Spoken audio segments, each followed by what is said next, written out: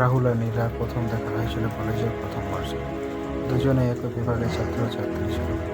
রাহুল ছিল চুপচাপ স্বভাবের আর নীলা ছিল হাসি খুশি বলতো।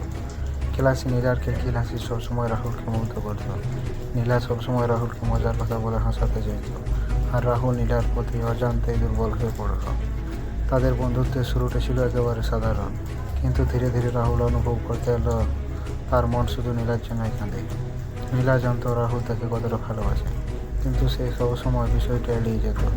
একদিন রাহুল নীলাকে সরাসরি জিজ্ঞেস করলো, নীলা, তুমি কি জানো আমি তোমাকে কতটা ভালোবাসি? নীলা চুপ করে রইল কিছুক্ষণ, তারপর বলল, রাহুল, আমি জানি, কিন্তু আমি এখন এসব নিয়ে ভাবতে চাই না। আমাদের সামনে অনেক বড় পথ আছে। রাহুল নীলার কথায় আঘাত পেল, কিন্তু সে বুঝেছে নীলার সামনে নিজের অনেক স্বপ্ন আছে।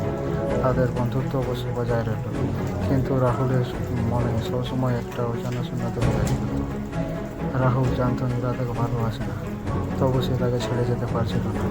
তাদের তৃতীয় বর্ষে ওঠা মাত্র নীলার বাবা মা তার বিয়ে ঠিক করলো। নীলা খবরটা রাহুলকে জানালো, রাহুল, আমার বিয়ে ঠিক হয়ে গেছে। রাহুল স্তম্ভিত হয়ে গেল, সে কিছুই বলতে পারছিল না।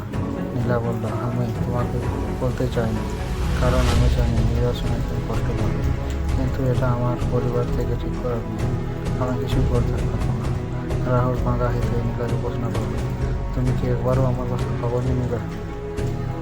আমি কি তোমার জীবনে এতটাই অপ্রয়োজনীয়? নীলা বিস্মিত মুখে জবাব দিল, রাহুল, আমি জানি তুমি আমাকে কতটা ভালোবাসো, কিন্তু সব ভালোবাসা পূর্ণতা পায় না। আমাদের দুজনের পথ আলাদা, এটাই মেনে নাও। বিয়ের দিন যত এগিয়ে আসছিল রাহুল তত ভেঙে পড়ছিল। বিয়ের আগের দিন নীলা আর রাহুল শেষবারের মতো দেখা করল।